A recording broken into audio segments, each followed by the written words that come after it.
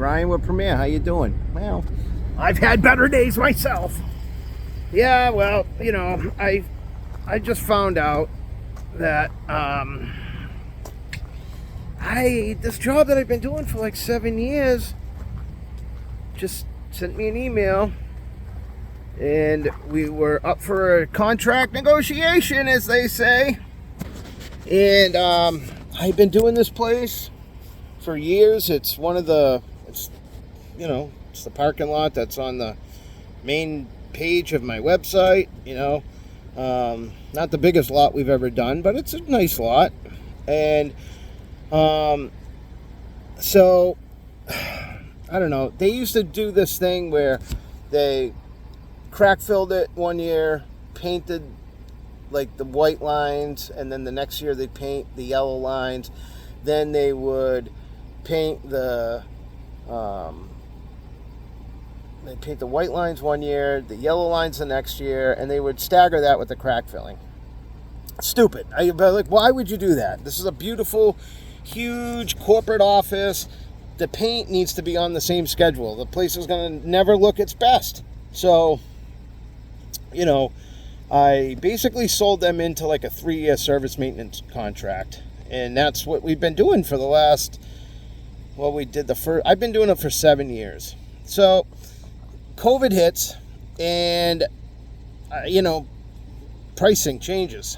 So I had to go up on the price a little bit. Now, did I have to go up on the price? I don't know. It's staying in tune with things. Like, my business side of me said, yes, everybody else has to pay more. They have to pay more. So, it is what it is. And I thought that I was giving him a great deal. We're talking like 1,500 spaces, hundreds and hundreds of different stencils, all kinds of stuff, and I was painting this place cheap, like $9,000, and I had a good deal, a good setup with them. I crack fill it for like 20 something, and we're talking 5 pallets of material, and I thought I was giving them a great deal. And I gave them that great deal for 6 years. And then I became more competitive with my price. Now, every 3 years, it would go out for pricing, and it would be like a formality. We would just wind up getting it. And then this year, they said, hey, we got to put it out for bid. And it's like, okay, whatever. Thank you for the opportunity to bid on it. And then I had other people in the industry calling me like, hey, I just got this parking lot request to bid on, and I don't want to step on your toes, and I'm not big enough to do the striping, so I'm going to sub the striping out to you if we get the striping. And it's like, okay, that's cool. But you're still, I'm like thinking like, you'd have to be ridiculously expensive, like, to be able to pay me that. So she's like, yeah, I'm going to put a bid in. It was like $30,000 over what my bid was. I was like, okay, go ahead. I'm going to tell you, like, I'm curious to see who it is, because if it's one company in particular that's not from this area, I'm going to raise hell. I'm going to raise hell because, well, let's just say I feud with this company. They recently purchased a local franchise distributor of Seal Master, and yeah, let's just say if they just stole that fucking parking lot from me, I'm going to change my focus on or the attitude on my videos. But, it's like, what do you do? What do you do? Do you just, I know I could have kept the price the same, and I could have kept doing that lot, but I didn't. I upped it a little bit, and I let someone else sneak in there and take it away from me. So, I don't know. It's depressing. It's a little sad, to be honest with you.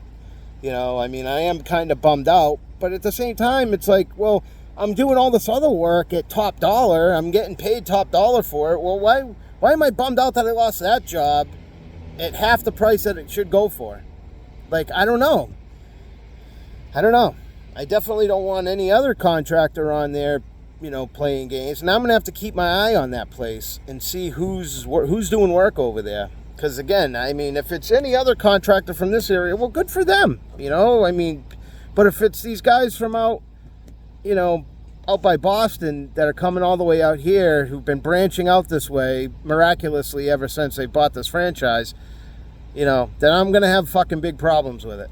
So, look, it's, you know, you don't get them all. You're not gonna get them all, and the only thing that I can hope for is that they, you know, they go work with this other company, and then 3 years go by, and we get a chance to bid on it again, and then we get it, you know, we get it back. They go, well, we like Premier because they were set up for doing big jobs like this.